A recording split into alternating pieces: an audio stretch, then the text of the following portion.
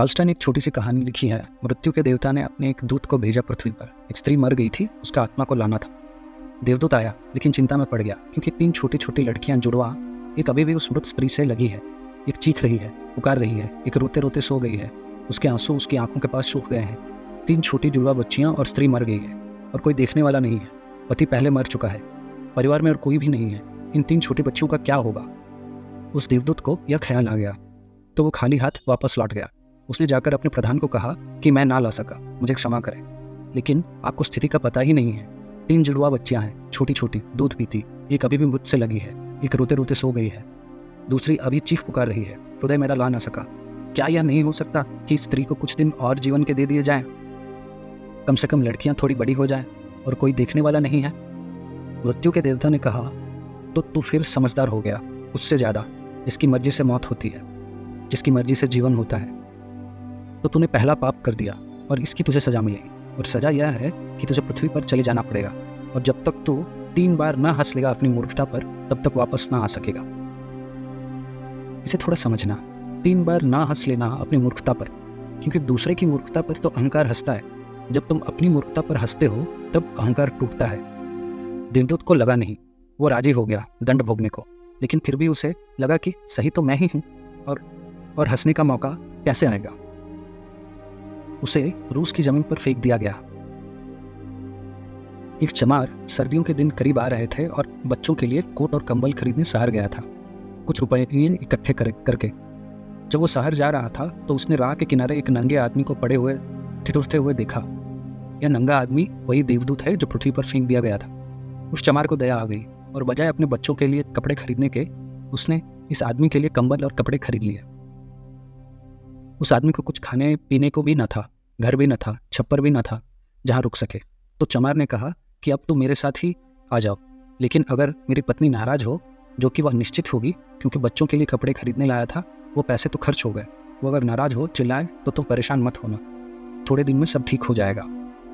उस देवदूत को लेकर चमार घर लौटा। ना तो चमार को पता है कि देवदूत घर में आ रहा है, ना पत्नी को पता है। जैसे ही देवदूत को लेकर चमार घर में पहुंचा, पत्नी एकदम पागल हो गई, बहुत नाराज हो गई, बहुत चीखी चिल्लाई और देवदूत पहली दफा हंसा। चमार ने उससे कहा, हंसते हो, बात क्या है? उसने कहा, मैं जब 3 बार हंस लूंगा तब बता दूंगा। देवदूत हंसा पहली बार क्योंकि उसने देखा कि इस पत्नी को पता ही नहीं है कि चमार देवदूत को घर में ले आया है, जिसके आते ही घर में हजारों खुशियां आ जाएंगी। लेकिन आदमी देख ही कितना दूर सकता है?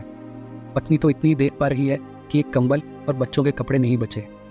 जो खो गया है वो देख पा रही है, जो मिला है उसका उसे अंदाजा ही नहीं है।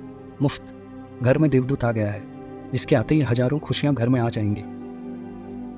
जल्दी ही, क्योंकि वो देवदूत था, 7 दिन में ही उसने चमार का सब काम सीख लिया और उसके जूते इतने प्रसिद्ध हो गए कि चमार महीनों के भीतर धनी हो गया।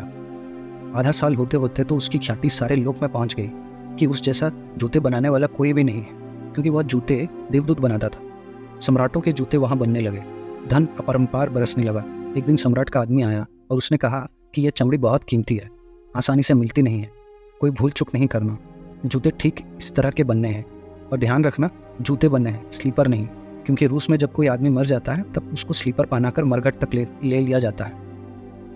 चमार ने भी देवदूत को कहा कि स्लीपर मत बना देना, जूते बनाने हैं, स्पष्ट आज्ञा है, और चमड़ा इतनी ही है, अगर गड़बड़ हो गई तो हम मुसीबत में फंसेंगे। लेकिन फिर भी देवदूत ने स्लीपर ही बनाए। जब चमार ने देखे कि स्लीपर बने हैं तो वो क्रोध से आग बबूला हो गया। वो लकड़ी उठाकर उसको मारने को तैयार हो गया कि तू हमारी फांसी लगवा देगा, और तुझे बार बार कहा था कि स्लीपर बनाने ही नहीं है, फिर स्लीपर किस लिए? देवदूत फिर खिलखिलाकर हंसा।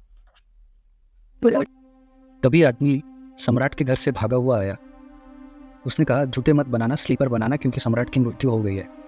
भविष्य अज्ञात है, सिवाय उसके और किसी को ज्ञात नहीं, और आदमी तो अतीत के आधार पर निर्णय लेता है। सम्राट जिंदा था तो जूते चाहिए थे, मर गया तो स्लीपर भर चाहिए। तो वो चमार उसके पैर पकड़कर माफ़ी मांगने लगा कि मुझे माफ़ कर दे, मैंने तुझे मारा। और उसने कहा, कोई हर्ज नहीं, मैं अपना दंड भोग रहा हूँ। लेकिन वो हंसा आज दोबारा। चमार ने फिर पूछा कि हंसी का कारण? उसने कहा कि जब मैं 3 बार हंस लूँ। दोबारा हंसा इसलिए कि भविष्य हमें ज्ञात नहीं है, इसलिए हम आकांक्षाएं करते हैं जो कि व्यर्थ हैं। हम अभिष्ठाएं करते हैं जो कभी पूरी ना होंगी। हम मांगते हैं जो कभी नहीं घटेगा, क्योंकि कुछ और ही घटना तय है।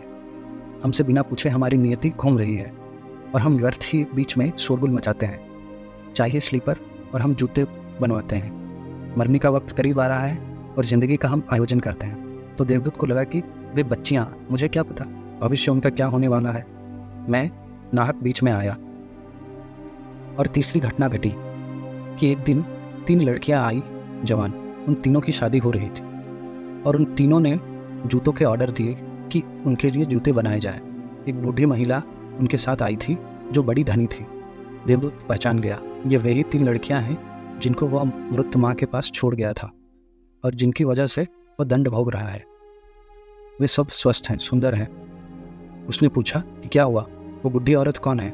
उस बुढ़ी औरत ने कहा कि ये मेरी पड़ोसन की लड़कियां हैं। गरीब औरत थी, उसके शरीर में दूध भी न था, उसके पास पैसे लत्ते भी नहीं थे और 3 बच्चे जुड़वा।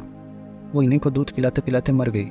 लेकिन मुझे दया आई थी, मेरे कोई बच्चे नहीं हैं और मैंने इन तीनों बच्चियों को पाल लिया। अगर माँ जिंदा रहती तो ये तीनों बच्चियाँ गरीब, भूख और दीनता और दरिद्रता में बड़ी होती। माँ मर गई, इसीलिए ये बच्चियाँ तीनों बहुत बड़े धन वैभव में, संपदा में पली और अब उस बुढ़ी की सारी संपदा की यही 3 मालिक हैं और इनका सम्राट के परिवार में विवाह हो रहा है। देवदूत तीसरी बार हंसा और चमार को उसने कहा कि ये 3 कारण हैं। भूल मेरी थी, नियति बढ़ी है और हम उतना ही देख पाते हैं जितना देख पाते हैं। जो नहीं देख पाते बहुत विस्तार है उसका, और हम जो देख पाते हैं उससे हम कोई अंदाज नहीं लगा सकते जो होने वाला है, जो होगा। मैं अपनी मूर्खता पर 3 बार हंस लिया हूँ। अब मेरा दंड पूरा हो गया और अब मैं जाता हूँ। तुम अगर अपने को बीच में लाना बंद कर दो तो तुम्हें मार्गों का मार्ग मिल गया, फिर असंख्य मार्गों की चिंता ना करनी पड़ेगी। छोड़ दो उस पर। वो जो करवा रहा है, जो उसने अब तक करवाया है उसके लिए धन्यवाद। जो कभी करवा रहा है उसके लिए धन्यवाद। जो कल करवाएगा उसके लिए धन्यवाद। तुम बिना लिखा चेक धन्यवाद का उसे दे दो। वो जो भी हो, तुम्हारे धन्यवाद में कोई फ़र्क ना पड़ेगा। अच्छा लगे, बुरा लगे, लोग भला कहें, बुरा कहें, लोगों को दिखाई पड़े दुर्भाग्य या सौभाग्य, ये सब चिंता तुम मत करो।